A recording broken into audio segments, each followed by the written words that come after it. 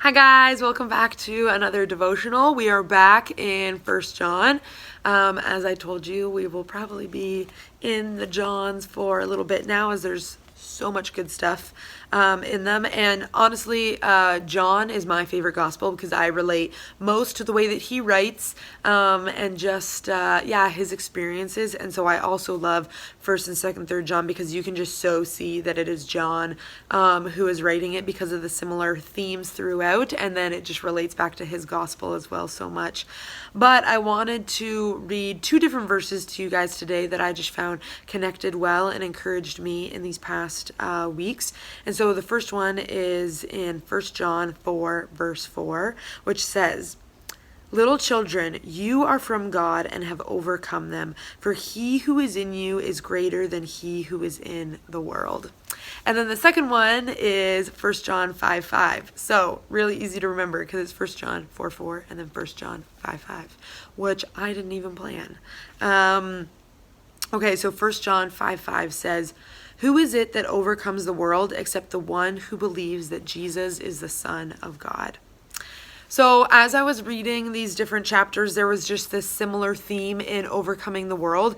And I realized that sometimes I have a mindset or am in a place of still trying to overcome the world, when the reality is that Jesus has already overcome the world and he lives inside of me. Like, I have the power of Christ living inside of me, and he has already overcome the world. So we don't need to be living a life of I need to overcome this, I need to get over this. Like, obviously we need to constantly be growing closer to him, but the truth is that we know the end of the story already. It's like we have read the full book. We know that in the end, God wins. We know that the good guys win and overcome the evil one and just this sinful world that we are living in. So we don't need to be living as if that hasn't already happened, as if God hasn't already conquered death and sin.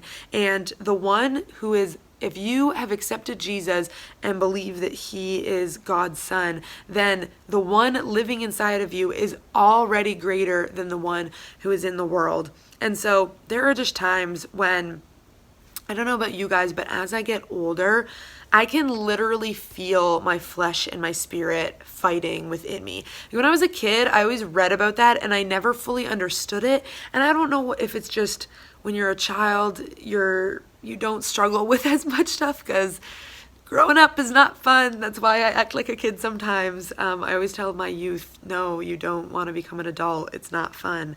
Life just gets tougher and tougher. But as I get older, I can literally feel my flesh and my spirit fighting. And it's like, in those moments, it's like time around me has stopped and it just slows down, and I have it feels like infinite amount of time in my brain to decide whether I'm going to choose my spirit or my flesh, when in reality all of it happens within milliseconds in my brain. But I feel my flesh and my spirit fighting each other. And sometimes in the moment we just sin and we say something stupid and it's like we didn't even have a choice in the matter. It just came out of our brains and out of our mouth without us even thinking about it. But then there are times where, again, it feels like time slows down and I can feel my flesh and my spirit fighting. And it's like when I have a choice before me, I am being tempted and I can feel my flesh saying, yeah, do it, go for it, grab it, make that choice. And then my spirit is like, no, in slow motion. It's like someone is yelling no at me and he's saying no. The Holy Spirit is do not do it, say no to the temptation. And they just go back and forth and it's like time has stopped and they're just arguing with each other. It's like the two little angels on my shoulder. And I can just feel it. And I know in that moment, I have the choice to follow my spirit or to follow my flesh, which is a crazy feeling. But again, I sometimes forget that he who is in me has already overcome the world. He has given me and equipped me with everything that I need to say no to the flesh. Never do I have an excuse of I couldn't say no. We always have the choice to say no and to follow our spirit. But I think in those moments we forget that and and we think, oh, this is so hard to overcome this. And we forget that we have the power to overcome it living inside of us at all times.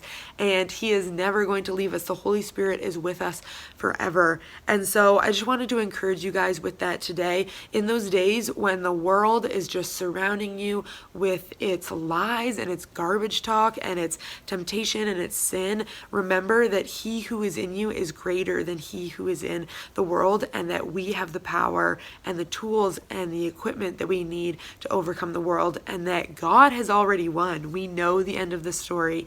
He wins in the end, and therefore we win in the end because we are on his side and we have chosen to follow him. So I hope that that was an encouragement to you guys today. Thanks again for tuning in. And just a reminder that Becky and I's first podcast came out yesterday. So check it out. It's Make Him Known on Spotify and Apple Podcasts. And I hope you guys enjoy it. Thanks for supporting us and praying for us. We really appreciate it. So have a fantastic weekend, and I hope to see you guys soon. Bye.